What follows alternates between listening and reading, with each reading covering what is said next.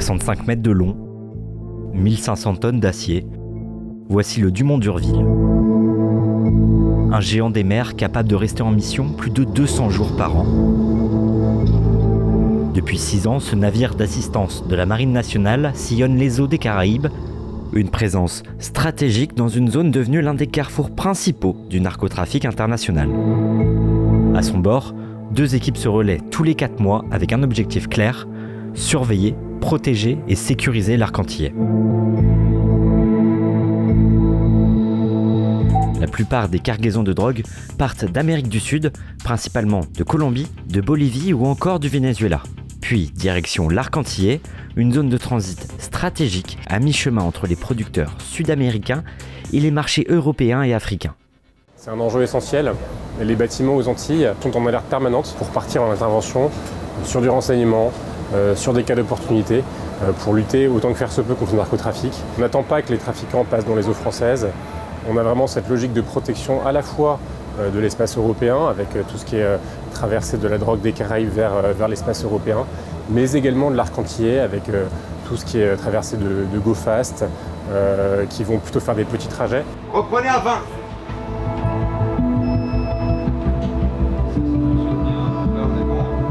Pour le moment, le Dumont d'Urville est au large de Saint-Martin pour des exercices de manœuvre avant les festivités du 14 juillet. Ok, transférez les droits de PE, de barre et d'allure sur le panneau.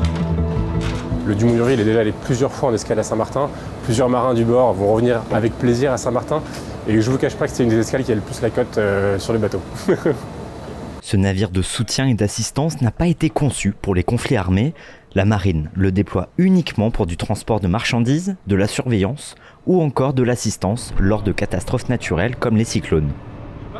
L'exercice du jour simule un cas d'homme à la mer. L'équipage répète ses manœuvres chaque semaine. Ça reste une manœuvre sympa et plutôt collective, donc on l'a fait dès que possible sur les horaires creux qu'on pourrait avoir. Bon, ça consiste à mettre un objet flottant, généralement une croix en bois, à l'eau, afin de développer un peu les compétences des chefs de quart à la manœuvre. Mais tout ne se passe pas uniquement sur le pont. Un peu plus bas, 3 marins se relaient pour une autre mission essentielle, nourrir l'équipage. Derrière les fourneaux, Adèle aide le chef à la préparation du menu du jour. Alors à la carte aujourd'hui, pour ce midi en tout cas, vous avez... Ici vous avez un quinoa avec sa petite sauce curry coco qu'on a préparée ce matin. Et là, il y a le chef de cuisine qui fait en direct la grillade de poisson.